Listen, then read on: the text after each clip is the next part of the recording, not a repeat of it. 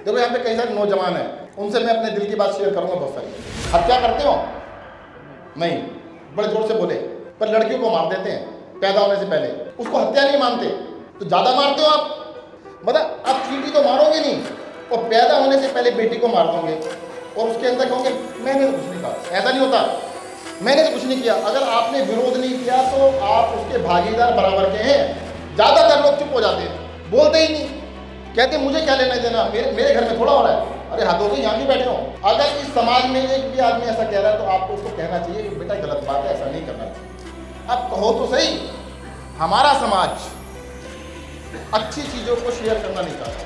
कोई भी गलती की माफ़ी नहीं है हमारे समाज में, परंतु अच्छी चीज़ को हम बोलते ही नहीं। ध्यान से सोचना, आपको गुस्सा किस बात पे आता है और किस पे आता है?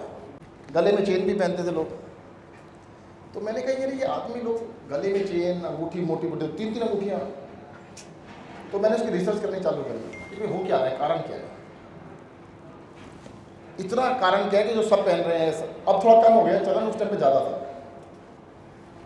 इसकी थोड़ी रिसर्च की तो पता लगा कि ये एक धन था, पैसा था। पहले ज़माने में कहीं फंस जाते थे तो ज्वेलरी काम आती थी कि वो मनी की तरह से इसको यूज़ करते, ट्रेड करते थे। दूसरा कारण पता लगा कि महिलाओं का स्त्री धन था ये। उनको कोई राइट नहीं था किसी प्रॉपर्टी के अंदर, मकान में, जायदाद में, लैंड में, खेती की ज़मीन में, गाय भैंस में, किसी पे नहीं था। पर जो उनका ज्वेलरी होती थी वो अपनी होती थी। तो ये बात बड़ी बात पता लगी। पर मैंने अब ऐसा क्यों हो रहा है? कहते भाई जो आदमी है जिसमें कुछ नहीं है ना, वो अंगूठी दिखाता फिरता है कि मेरे पास देखो अंगूठी है। कहते देखो, वो सामने देखता है ये 15 लाख की अंगूठी है, यार पैसे में दम तो होगा। अब मैंने उस तरह मिस्टेक किया कि दुनिया में 2 ही तरह के लोग हैं। एक जो मुझे जानते हैं कि भाई सत्येंद्र जैन है, 2 जो मुझे जानते ही नहीं। जो जानते नहीं है उन्हें क्या फर्क पड़ता है कि मैंने कितनी अंगूठी पहनी, कितनी चेन पहनी, और जो जानते हैं उन्हें पता ही है मैं कौन। भाई मैं जो हूं उन्हें पता है, तो मुझे क्या दिखावा करने की जरूरत है? तो ज्यादातर लोगों की जिंदगी दूसरों को इंप्रेस करने में निकल जाती है कि जी मैं उसको इंप्रेस करूं, और वो किस चक्कर में वो देख नहीं रहा, वो अपने इंप्रेस करने में लगा है। देखने वाला कोई नहीं, दिखाने वाले सब है। अब गाड़ी देख लो भाई साहब, पहले बड़ी बड़ी गाड़ियों में, अब भी आते हैं बड़ी बड़ी गाड़ियों में। अब गाड़ी तो दूर रह जाती है, तुम पैदल चल के आए, किसने देखी पता ही नहीं कौन सी गाड़ी में आए। गाड़ी की वैल्यू क्या होगी? कुछ नहीं वैल्यू।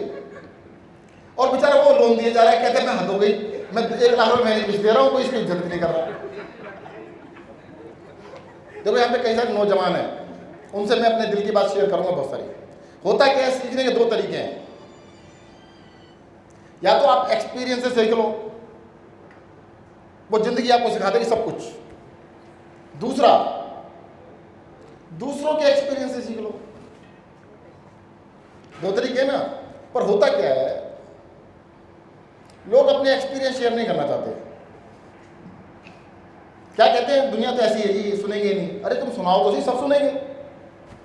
पहली चीज शेयर करता हूं मैं आपसे, मैं आर्किटेक्ट था, ये प्रैक्टिस किया करता था। दुनिया में जो भी लोग बड़े बने, किसी चीज में सफल हुए, उनके पास बहुत सारा टाइम होता है। किस चीज के लिए? दूसरों को गाइड करने के लिए। कोई पूछता ही नहीं उनसे। मैंने पूछा, मेरे क्लाइंट मेरे से बहुत ज़्यादा अमीर थे, बहुत बड़े सफल लोग थे। मैं उनसे बैठा करता था, मैंने बताओ जी आपने ऐसे तरक्की कैसे कर ली, आप तो छोटे से आदमी थे, कैसे हो गए? तो 2-2 घंटे बैठ के समझाते थे मेरे को, अपने एग्जाम्पल शेयर करते थे। देखो जी हमने ऐसे फैक्ट्री लगाई, मैं सारी रात लगा रहता था, सारे दिन काम करता था, अपनी वैल्यूज़ बताई। जैसे एक ने एग्जाम्पल बताया, छोटा सा देता हूँ। कहते हैं ये समस्या जो है ना, कई बार कहते हैं मेरे पैर की चिन्नी उंगली के बराबर है। लोग कहते हैं ना छोटी सी समस्या है, पैर की चिन्नी उंगली के बराबर है, पर चिन्नी उंगली रखी तो आप तो फंस गए पूरे के पूरे। अब ये कौन बताए? छोटी छोटी चीज़ों को पकड़ के बैठे रहते हैं, झगड़े में पड़े रहते हैं। अरे इसको छोड़ के बात आगे चलो। ये चीज़ें आपको अपने से बड़े जिस भी फील्ड में आप हैं, ज्ञान में कोई है उससे ज्ञान ले लो, वो देने के लिए तैयार बैठे, कोई लेता नहीं उससे।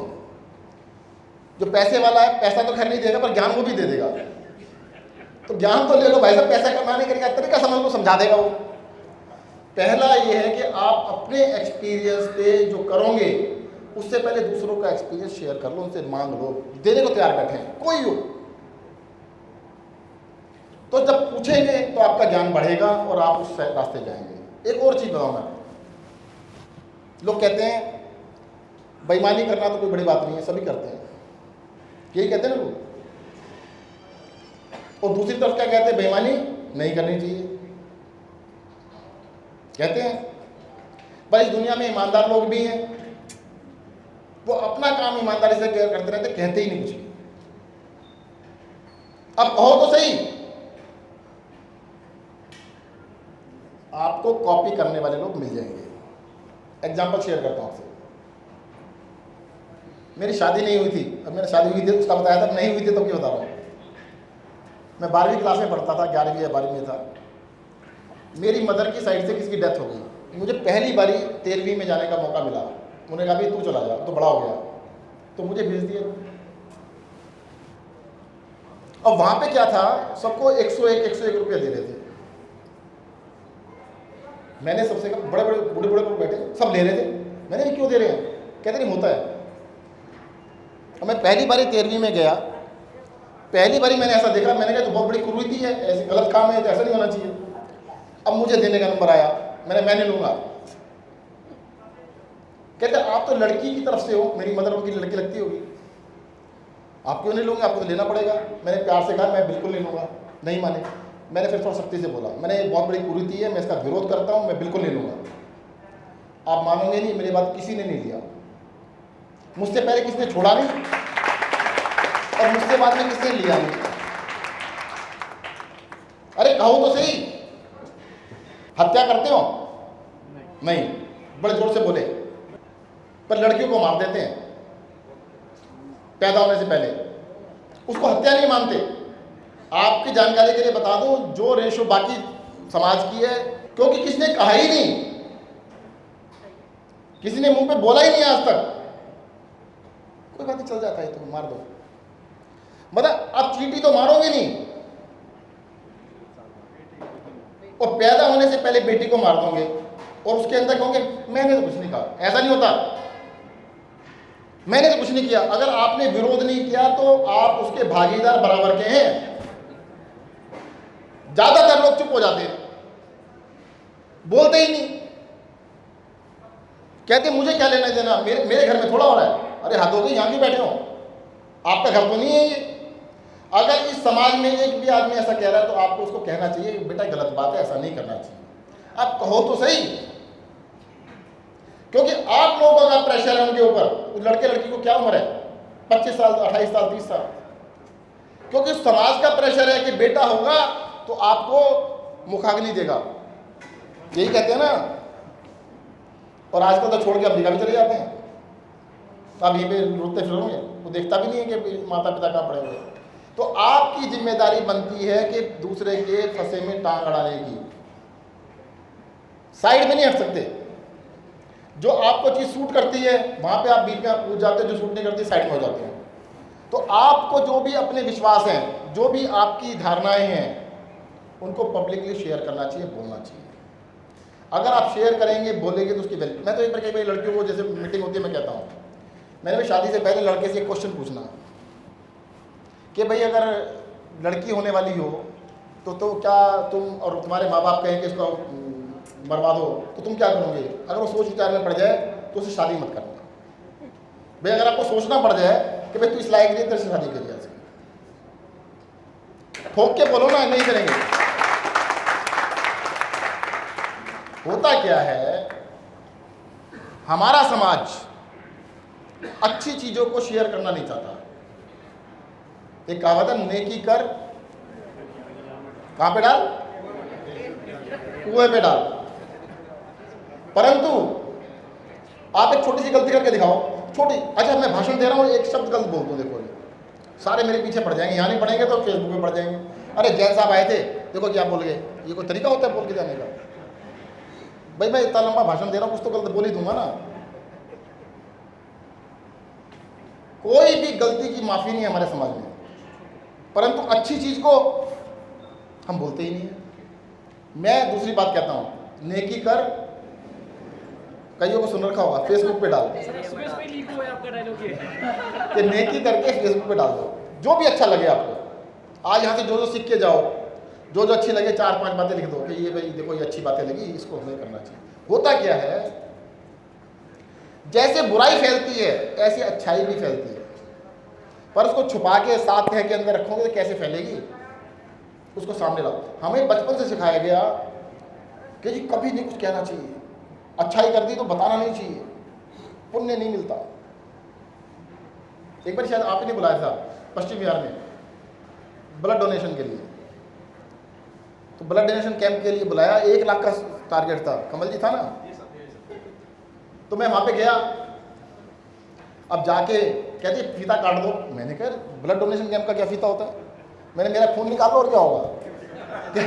कहते मंत्री भी खून देते हैं, मैंने दूसरों का लेते हैं तो दे भी सकते हैं, सारी जिंदगी लेते ही रहते हैं, दे भी सकते हैं। तो ये खैर मैंने ब्लड डोनेशन कर दिया, मेरे को लगा इसके हाँ मैं कह रहा हूँ, मैं खुद ही बता रहा हूँ। तो मैंने ब्लड डोनेशन किया। अब ये कमल जी कहने लगे कि हमारे पूरे देश का टारगेट जो है 1 लाख का था, अभी 4-5 हज़ार कम रह गए। शाम का टाइम होने वाला था, 1 घंटे करीब बचा था इनका। तो मैंने उठा के ट्वीट कर दिया जी कि मैंने ब्लड डोनेशन किया है और आप भी कीजिए। और नीचे क्या गंदी गंदी गालियाँ लिखी गई, मतलब जो सुन नहीं सकते, पढ़ नहीं सकते, ऐसी गंदी गंदी गालियाँ, पर जो भी जैसी भाषा जिसकी। तो एक बंदा बहुत ही ज़्यादा गालियाँ दे रहा था। मैंने कहा देखो मैंने अपने नाम के लिए नहीं, मैंने इसलिए कहा कोई मुझे देख के मोटिवेट हो जाए, और मैं आपसे रिक्वेस्ट करता हूँ आप भी जाके दे आओ। तो कारण क्या है कि अगर गालियाँ दे भी रहा है, दे ले, क्या फ़र्क पड़ता है? अगर तुम्हारे इस कर्म से किसी 4 लोगों को मोटिवेट होते हैं, वो भी दे दें तो अच्छी बात है। अब लोग क्या कहते हैं, कोई तुम्हें गाली दे दे तो क्या करते हो? अच्छा एक बात होता है, कुत्ता जब भौंकता क्या करता है? आप में कितने लोग भौंकते हो वापस? बस ये समझ लेना। और काट ले तो नहीं, देखो भौंकते तो बहुत सारे हैं। अगर आपके खिलाफ कोई गाली दे तो वापस गाली दे तो भौंकना ही हुआ ना। तो जैसे कुत्ता काट ले तो काट के थोड़ा सोचते भी नहीं काटने का। तो भाई साहब आप जैसे हो वैसे रहो ना, आप अपने आप को क्यों बदलना चाहते हो? दूसरी बात, अगर आपका व्यवहार दूसरा आदमी कंट्रोल कर सकता है 4 शब्दों से, 4 लाइनों से, तो आप तो कुछ है ही नहीं। हम हर चीज़ पे रिएक्ट करते हैं। मैंने एक बार किताब प्रवचन सुनने चला गया महाराज जी के, एक बारी उन्होंने कहा क्रोध पे कंट्रोल करना चाहिए, तो मेरे को बड़ा जोश चढ़ा। मैंने कहा 24 घंटे का कंट्रोल करके दिखाता। अब 24 घंटे का कंट्रोल लगा, कुछ भी नहीं है। गुस्सा मैं तो मानता था गुस्सा आता ही नहीं है। यहीं पे पीतमपुरा में एक रेस्टोरेंट था, वहाँ पे मैं और मेरा एक मित्र खाना खाने गए, दोपहर का टाइम था। वो प्लेट लेके आया, थोड़ी गंदी आ गई, एकदम से गुस्सा आ गया ना गुस्सा। खैर मैंने बोला नहीं, मेरा दोस्त बोलने भी लगा, क्योंकि मैंने तो वो लिखा था ना कि मैं 24 घंटे का मैं कोशिश करता हूँ। पर मैंने अंदर देखा इतनी छोटी सी चीज़ से गुस्सा आ गया। ध्यान से सोचना, आपको गुस्सा किस बात पे आता है और किस पे आता है? गुस्सा हमेशा अपने से कमजोर पे आता है। और किस बात पे आता है? जो बात अपने आप में नहीं देखना चाहते आप। अपनों पे ज़्यादा गुस्सा, कमजोर पे ज़्यादा गुस्सा आता है। अपने से ताकतवर पे गुस्सा नहीं आता, एकदम से पानी की तरह बैठ जाता है।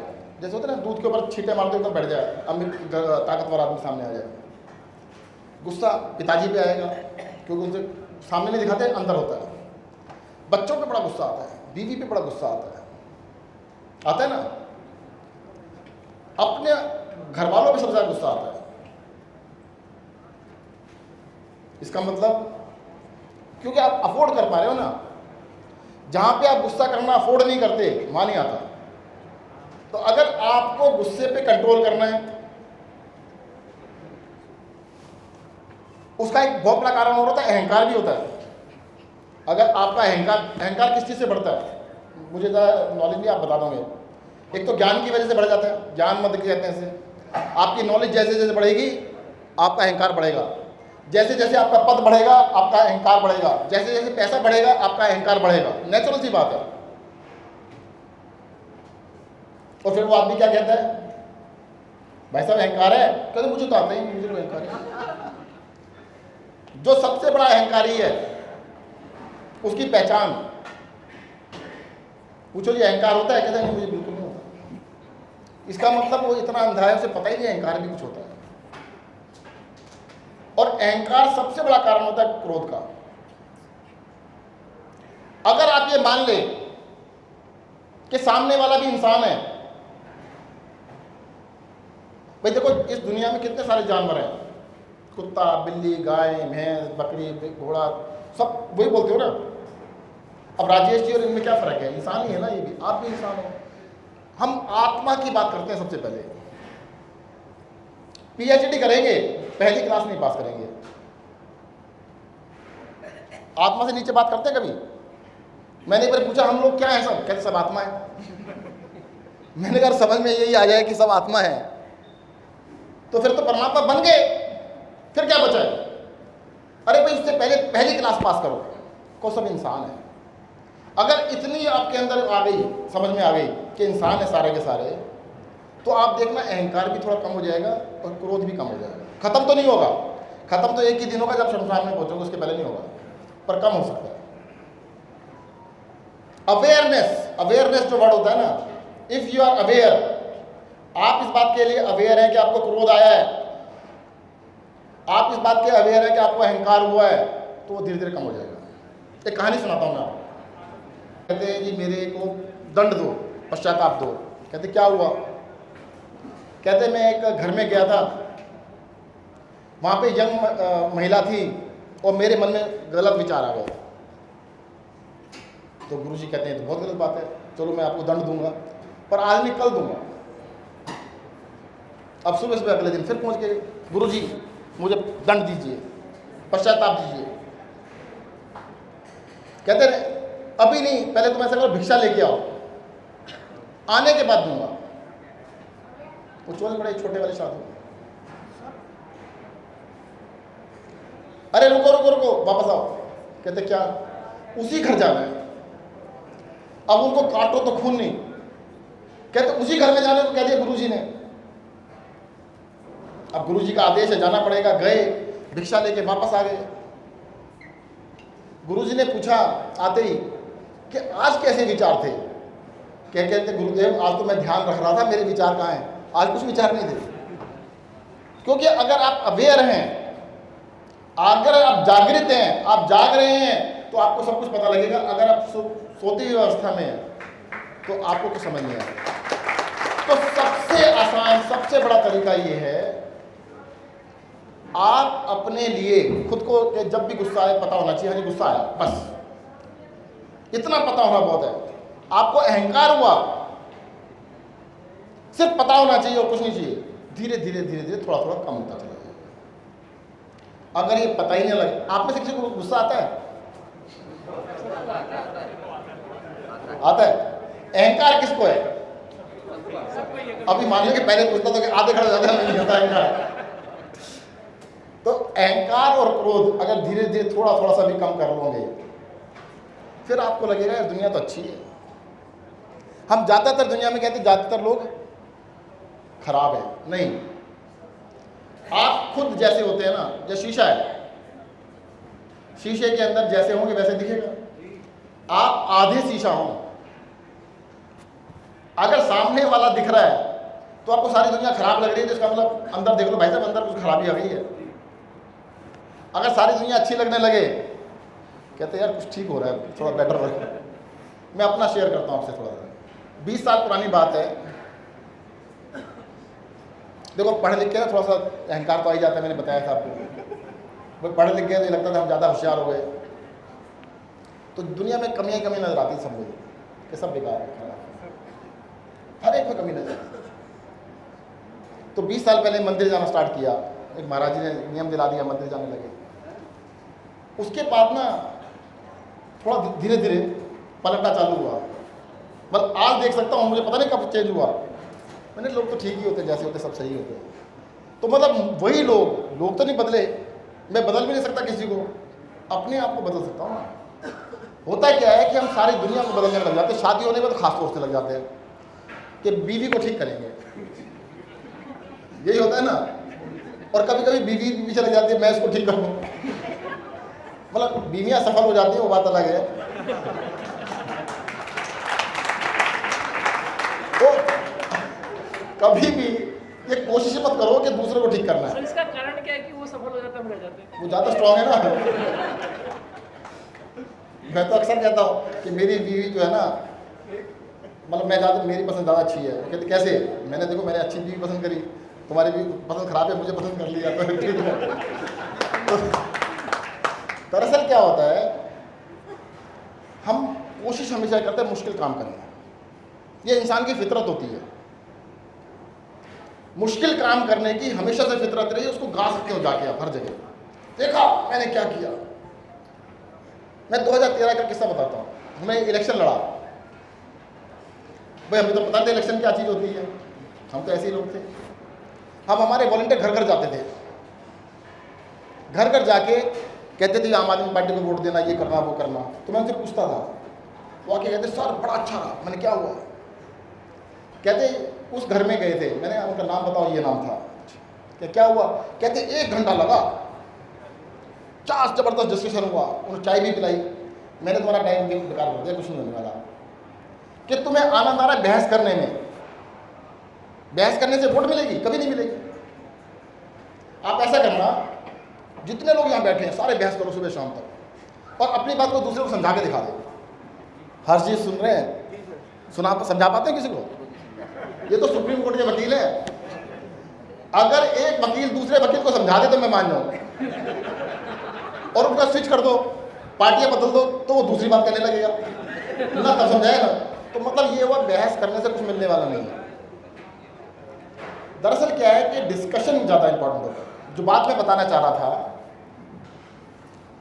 बहस करना और डिस्कशन करना, हमारी जो सोसाइटी है आर्गुमेंटेटिव सोसाइटी है, आर्गुमेंटेटिव इंडियंस बोला जाता है।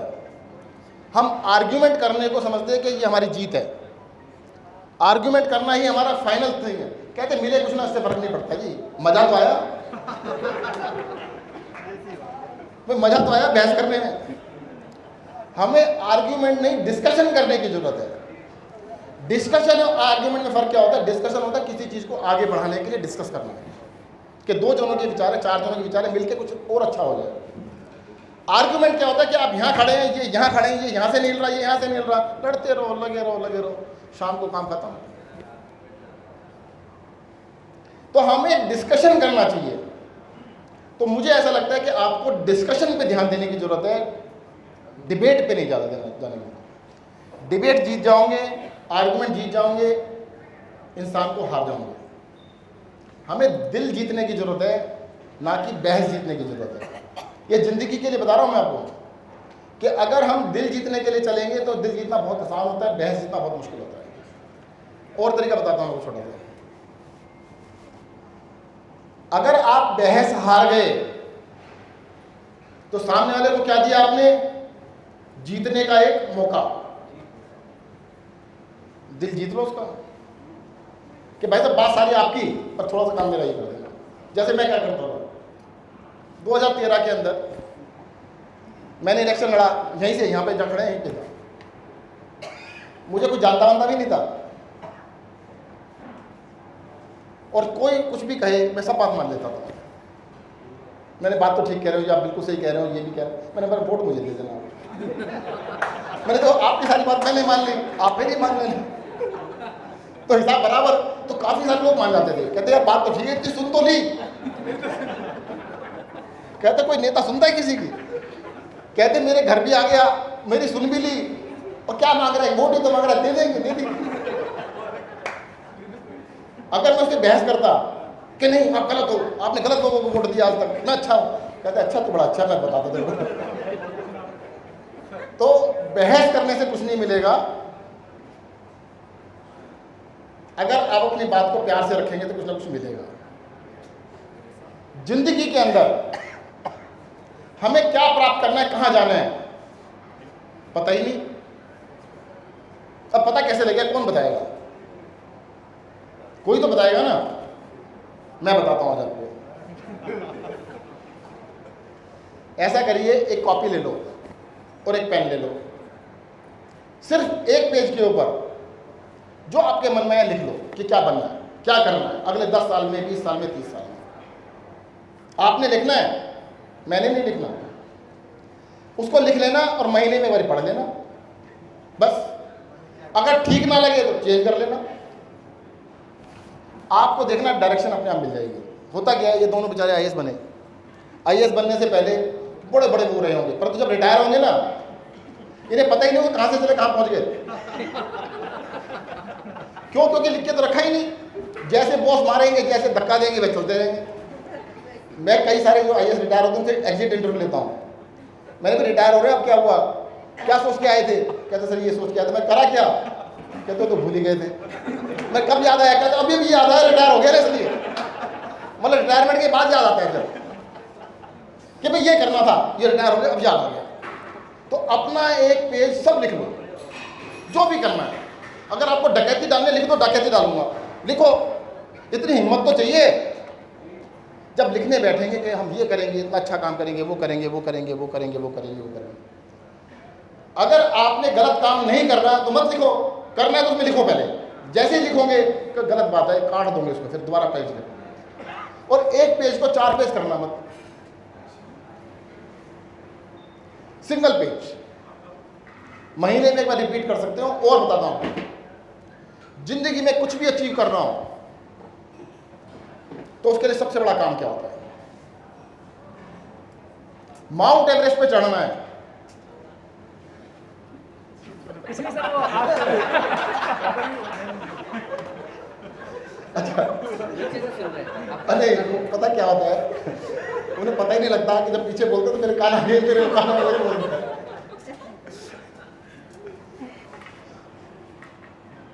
फिर मैं भूल गया क्या करना था।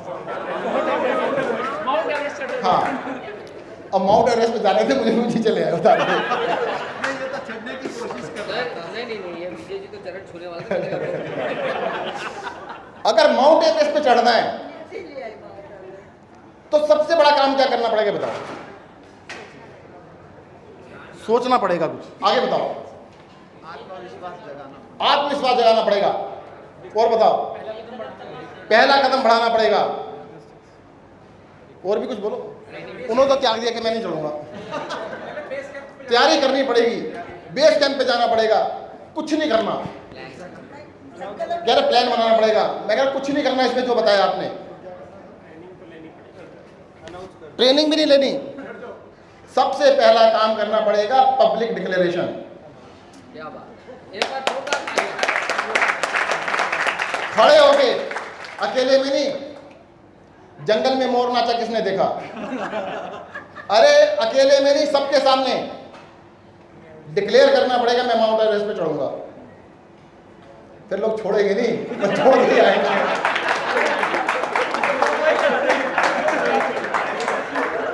अरे अकेले कर लो, नहीं गए तो क्या हुआ? मैं अपना एग्जांपल बताता फिर से आपको। देखो एक्सपीरियंस, मेरे एक्सपीरियंस से आप फायदा उठाओ। कोई 25 साल पुरानी बात है, 24-25 साल पुरानी बात होगी।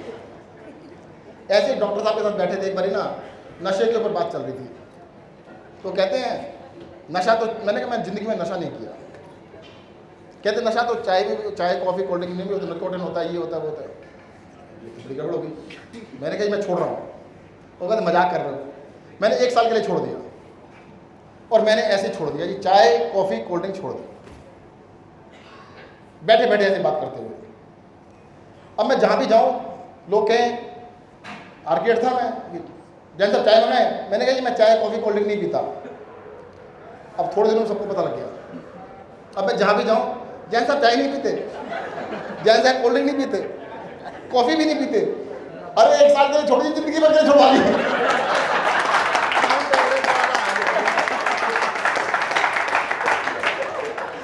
तो डिक्लेयर करो। अब जैन साहब जब भी आओ तो नारियल पानी जरूर ऑफर करें। देखो मैंने बताऊं आपको, मैंने इलेक्शन से पहले बोला कि इस बार जिता देना, 2 काम करके दिखाऊंगा। क्या? पहला, यमुना नदी साफ कर दूंगा। दूसरा, 24 घंटे पानी दूंगा दिल्ली में। अब भाई साहब पानी कहाँ से लाऊंगा मुझे नहीं पता, और यमुना साफ कैसे होगी मुझे नहीं पता। अब मैंने डिक्लेयर कर दिया, जनता छोड़ देगी मुझे? भाई साहब यमुना भी साफ करा के छोड़ेगी और 24 घंटे पानी भी। तो डिक्लेयर करो और बार बार करो, जहां मौका मिले डिक्लेयर करो। उसका फायदा बताता हूं आपको, सारी कायनात आपके साथ जुड़ जाती है। मैं आपके सामने कह रहा हूं, आज दिल्ली के अंदर यमुना नदी साफ करके दिखाऊंगा मैं आपको। क्या बात है। 1.5 साल कोरोना की वजह से बर्बाद हो गया। मैं अब आपसे आगे 1.5 साल एक्स्ट्रा नहीं कर रहा, 3.5 साल बचे, 3.5 साल में साफ करके दिखाऊंगा। होता क्या है, इसका फायदा क्या होता है? जितने भी लोग हैं सबकी एनर्जी जुड़ जाती है।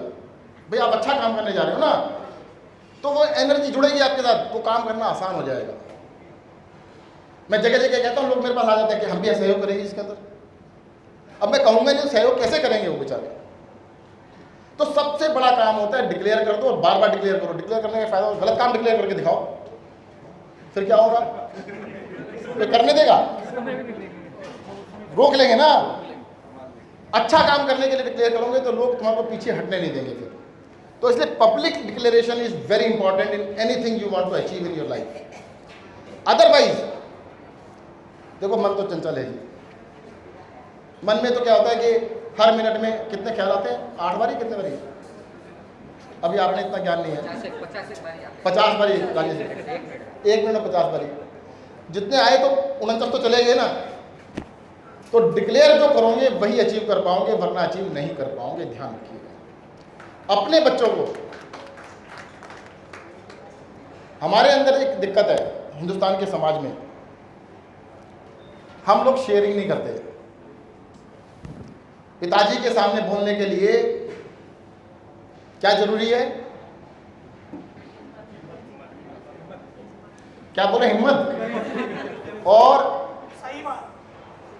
पिताजी के सामने बोलने की सही बात ना होना जरूरी है। नहीं, डरे हो तो विनय, हाँ, गुस्सा आना जरूरी है। जब तक गुस्सा नहीं आते पिताजी के आगे बोल ही नहीं सकते आप। मतलब बात वही है, सालों साल दिल में बैठी है। पिताजी के आगे बोलना है तो गुस्सा आना चाहिए पहले, तब बोलोगे, वरना बोल ही नहीं सकते। क्यों? क्योंकि हमें शेयरिंग सिखाई नहीं गई। शेयरिंग का बताता हूं आपको क्या था। मैं पिताजी वाली बात पे आ गया, पिताजी वाली बताता हूं। जब छोटे थे, मैं पढ़ने में होशियार था। मेरा एक कज़न था, वो बड़ा कमज़ोर था पढ़ाई में। अब मेरे फादर टीचर थे, तो जब भी उसकी पिटाई होती थी उससे पहले एक थप्पड़ मुझे लगता था। अब मुझे गरज बढ़ी कि मैं इतना होशियार, क्लास में टॉप भी कर गया, तब भी मेरी पिटाई हो रही है। और मुझे कब समझ में आई? जब मेरे बच्चे हो गए, तब मुझे पता लगा कि अपने रिश्तेदार के बच्चे को थप्पड़ मारने से पहले अपने बच्चे को मारना पड़ता है। अब मैंने हिम्मत करके अपने फादर से शेयर करी ये बात। अब शेयर करने को तो पता ही नहीं थी ये बात, उन्हें तो आइडिया ही नहीं था ऐसा भी कभी कुछ हुआ है। क्योंकि उन्होंने तो ठीक किया था ना, गलत तो नहीं किया था। मुझे समझ में भेद था। अगर मैं शेयर कर लेता, इतने ओपन होते, तो मेरे साल में 20 साल तक गरज नहीं रहती ना। वो गरज 20 साल बाद निकली कि अपने मन में लेके बैठे हुए कि मेरे, अरे भाई माता पिता, दुनिया के अंदर 3 ही लोग हैं, माता पिता और एक गुरु, जो हमेशा चाहेंगे कि आप उनसे आगे चले जाओ। बाकी सब क्या चाहेंगे? कि मेरे से नीचे रहो। तो गरज क्यों रख रहे हो? बात कर लो। उसका गरज का कारण ये तो बात नहीं होती हमारे घरों में, खुल के बात नहीं होती, अनकंफर्टेबल बातें नहीं करते। आज एक काम करना, सब लोग, जितने भी लोग बैठे हैं, अपने माता पिता से कोई भी अनकंफर्टेबल बात करना, और जिनके माता पिता नहीं, बच्चों से कर लेना है कोई भी अनकंफर्टेबल बात करके। तो देखो, हमेशा कंफर्ट जोन में जीना चाहते हैं कि सब कुछ कंफर्ट होना चाहिए। देखो, हम दूसरी वेस्टर्न संस्कृति की बड़ी बुराइयां करते हैं। वहाँ पे नालियों में शराब पी के नहीं पड़े होते लोग, हिंदुस्तान में बहुत पड़े होते हैं। उनकी जो भी बुराइयां हैं हम ढूंढ ढूंढ के ले रहे हैं, ढूंढ ढूंढ के ले रहे हैं। आप यूरोप में जाओ, लोग शाम को 6 बजे खाना खा लेते हैं, यहाँ पे रात को 12 बजे खाते हैं। मतलब बुराई वहाँ से ले लेते हैं, अच्छाई छोड़ देते हैं। अरे भाई साहब, उनकी कुछ जो अच्छी चीज़ें वो भी ले लो, बुराई छोड़ दो। शेयरिंग का अच्छा है, शेयरिंग ले लो, आपस में शेयर करिएगा, घर में, परिवार में। जो मीटिंग भी होती है ना, मीटिंग का तरीका बताता हूँ। इतने सारे लोगों की मीटिंग कर ली, अब स्टेज पे कुछ लोग बैठे हैं, उनको सबको मौका नहीं मिलता बोलने का।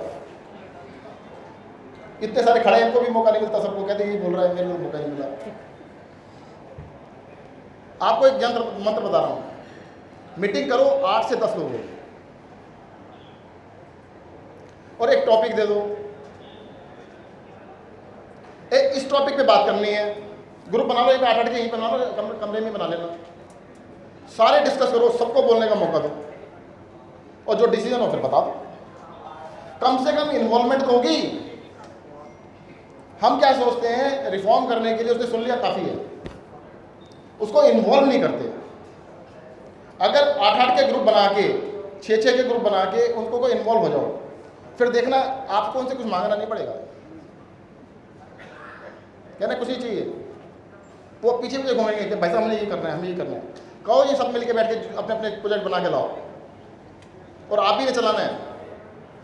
मेरे पास तो कोई ले आया ज्ञान बनाने का, भाई तू ही कर ले। मैंने क्या मतलब, मैंने भाई तुम्हें तो बताया है, तुम ही कर लो। मुझसे बहुत सारे लोग क्वेश्चन पूछते हैं, इसका सॉल्यूशन बताओ। अमृतसर गया मैं, मीटिंग थी इतनी बड़ी, व्यापारी आए हुए सारे, कहते हैं कि जी इस प्रॉब्लम का सॉल्यूशन बताओ। मैंने कहा जी आप बताओ। कहते नहीं आप बताइए। मैंने मुझे थोड़ा पता, आप बिजनेसमैन हो, आपको पता है। कहते मुझे नहीं पता। मैंने कहा आपको पता नहीं होता ना तो आप क्वेश्चन नहीं पूछते। वो क्वेश्चन इसीलिए पूछ रहे थे कि उनको पता था आंसर। तो जो क्वेश्चन पूछ रहा है तो उसको लगाओ उस काम पे।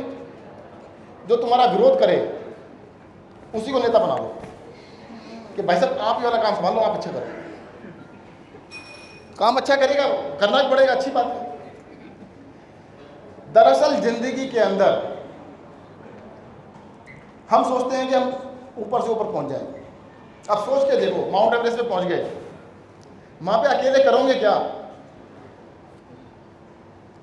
इंपॉर्टेंट ये नहीं है कि कहां पहुंचे, इंपॉर्टेंट कितनों को सांस लेके पहुंचे। अगर कुछ लोगों को अपने सांस ले गए तो मजा ज्यादा रहेगा, वरना गड़बड़ हो जाएगी। इंसान जो है ना एक सोशल एनिमल है। सोशल एनिमल के साथ क्या होता है, जो सोसाइटी में रहना चाहता है, अकेला नहीं रह सकता। आजकल बहुत सारी बीमारियां हो रही हैं, डिप्रेशन है, एंजाइटी है, और तरह की बीमारियां हैं। इसी तो कारण पता क्या है? अब हम कहते हैं घर के अंदर भी मेरा कमरा अलग होना चाहिए और स्पेस चाहिए थोड़ा सा, और धीरे धीरे स्पेस इतना ज़्यादा हो गया कि अपने आप डिप्रेशन होना चालू हो जाता है। होता नहीं होता? आप अपने जीवन में 10 घर ऐसे बना लो जहां पे बिना टाइम मांगे जा सके। अब जितने बड़े लोग बैठे, पहले जाते ही थे ना, फोन थोड़ा करते थे, चले जाते थे। अगर 10 घर कम से कम ऐसे हैं जहां पे बिना फोन किए जा सकते हो, अगर घर पे नहीं, घंटी बजा लो, नहीं है तो वापस आ जाओ। ऐसे हैं, राजेश जी के तो है, कहते 10 कहे, इनका 200 होंगे क्या। 10 घर ऐसे बना लेना जहां पे बिना फोन किए जा सको, और 10 घर ऐसे होने चाहिए जिनको आना भी अलाउड हो। अगर ज़्यादा स्पेस मांगोगे ना तो फिर टेंशन तो होगी, बहुत ज़्यादा टेंशन होगी। हमारे को अपने साथ ज़्यादा से ज़्यादा लोगों को साथ लेके चलने की ज़रूरत है। जितने लोगों को हम अपने साथ लेके चलेंगे उतना ही हमारे लिए अच्छा होगा। धन्यवाद। जय हिंद, जय भारत।